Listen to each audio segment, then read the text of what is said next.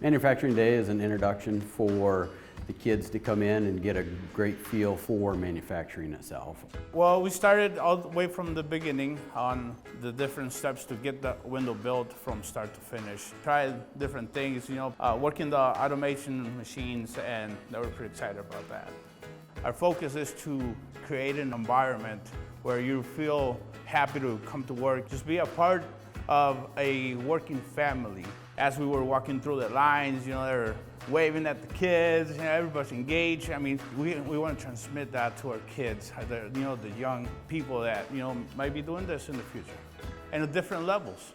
There's many opportunities within this building for different levels of education that they're able to expand on. Entry level, all the way up through leadership. Lippert is built on a family foundation. We're able to expand that out into volunteerism, that not just give back here at the plant, but give back in the communities that we're all involved in.